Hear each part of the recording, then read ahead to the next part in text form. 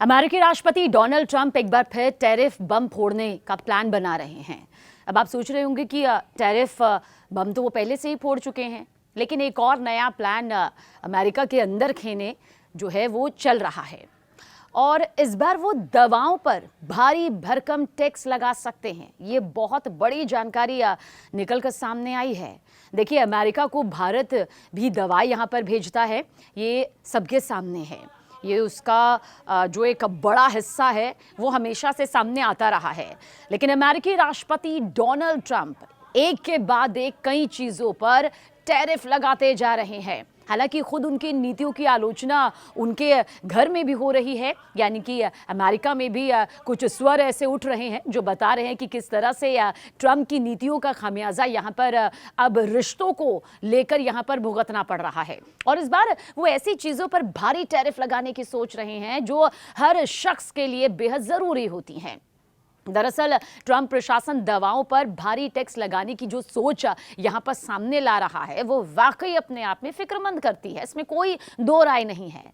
Report के मुताबिक कुछ दवाओं पर तो 200% तक ये टैक्स लगाने की बातचीत चल रही है और ट्रंप चाहते ये हैं कि ऑटो और स्टील जैसी चीजों पर लगे टैक्स को दवाओं पर भी लगा दिया जाए। ये ट्रंप की अलग ही नीति सामने आ रही है और सोचिए, अगर ऐसा होता है तो ये दशकों से चली आ रही नीति के खिलाफ होगा जिसमें कई दवाएं बिना टैक्स के अमेरिका आती थीं।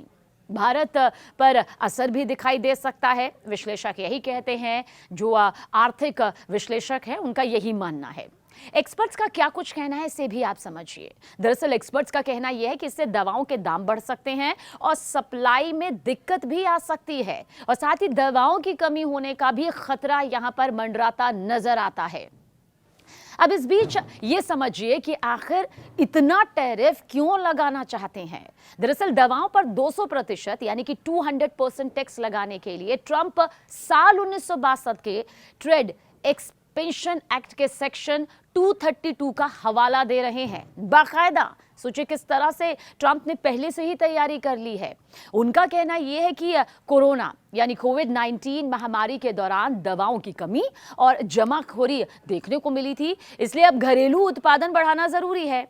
हाल ही में अमेरिका और यूरोप के बीच हुए एक व्यापार समझौते का जिक्र कर लेते हैं, क्योंकि समझौते को आप समझेंगे तो और डिटेल से इसकी गहराई में जा पाएंगे। ये एक व्यापार समझौते में कुछ यूरोपीय सामानों पर 15% टैक्स लगाया गया है, जिसमें दवाएं भी शामिल हैं। प्रशासन दूसरे देशों से आने वाली दवाओं पर और भी ज्यादा टैक्स लगाने की अब धमकी दे रहा है। ये ट्रंप का प्रशासन है।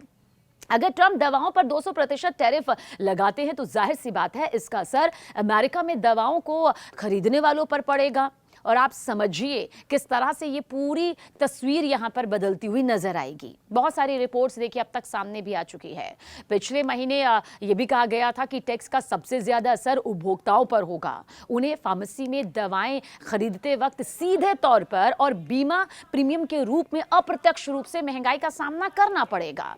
अब एक्सपर्ट्स और क्या कुछ कहते हैं। एक्सपर्ट्स दरअसल कहते हैं कि कम आय वाले और बुजुर्ग मरीजों को सबसे ज्यादा यहाँ पर परेशानी होगी।